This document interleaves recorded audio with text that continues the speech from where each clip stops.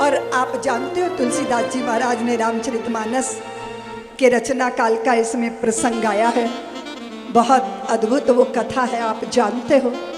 देवियों, आप चाहो तो पुरुष को जीवन भर के लिए बंधन में बांधकर अपना गौरव स्थापित कर सकती हो, लेकिन कभी कभी पुरुष को अपने मोह पाश से मुक्त कर देना भी बहुत बड़ा उपकार होता है।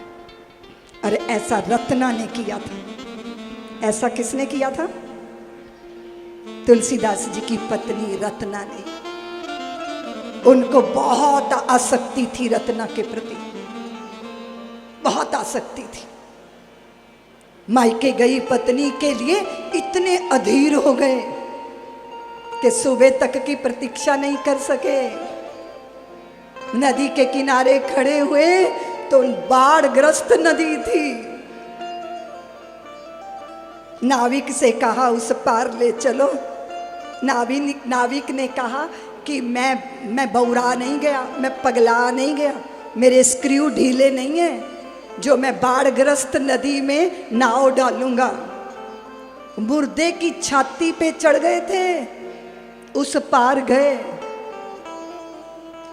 बादल थे, वर्षा थी, घनघोर भयंकर झंझावात था, पर जो अंदर उठा था झंझावात, वो तो बाहर के झंझावातों से ज्यादा प्रबल था। ससुराल के दरवाजे पे खड़े होके मैं दरवाजा अर्गला से शब्द करूंगा तो ससुराल वाले कहेंगे तुलसी सुबह होने की प्रतीक्षा तो कर लेते। संस्कारों ने संकोच में डाल दिया, लेकिन पत्नी को मिलने की अधीरता ने सारे संकोच खत्म कर दिए। चौराहे पर है वो, इसलिए पिछवाड़े गए। मुंडेर पे लटकते हुए सर्प को रस्सी बना लिया। सोचिए जरा, कल्पना कीजिए, इस साहस की कल्पना कीजिए और इस व्याकुलता की कल्पना कीजिए।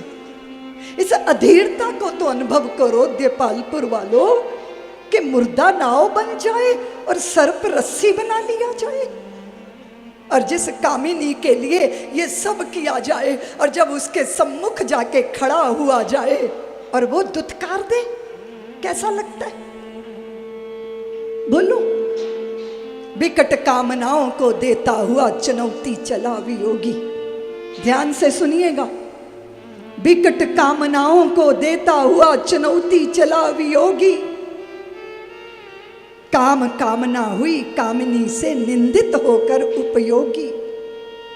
पा जाती संतोष वासना, पा जाती संतोष वासना, अगर गले लग जाती रत्ना, तो कैसे होते हुलसी सुत तुलसी तुलसी दास, अगर बुझ जाती प्रेम पिपास।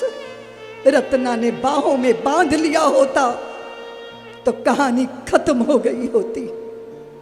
रत्ना ने बाहों में नहीं बांधा, रत्ना ने साहस देखा, रत्ना ने पुरुषार्थ देखा, रत्ना ने हुलसी के पुत्र में निर्भयता देखी, और रत्ना ने उनमें कहीं लगन देख ली, लगन।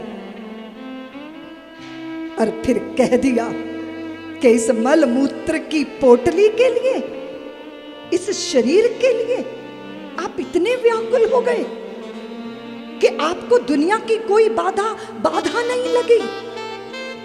और ये पुरुषार्थ, ये साहस, ये निर्भयता और ये अगर किसी श्रेष्ठ के लिए हो तो सोचिए जरा।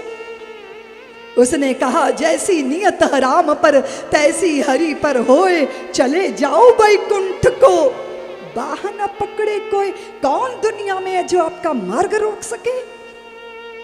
साधारण नहीं थी ना वो, असाधारण थी।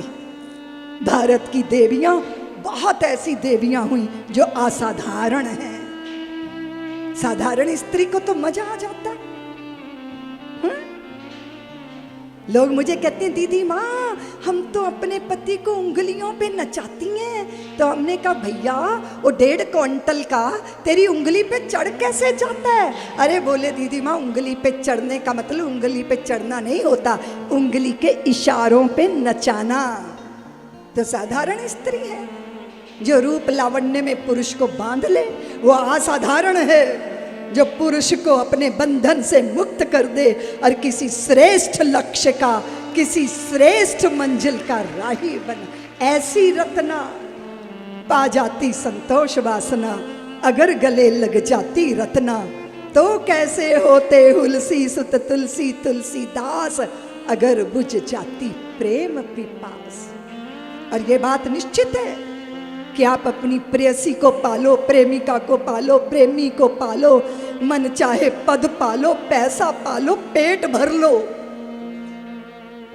पर वो नहीं तृप्ति मिलनी जिसकी अंदर लालसा है।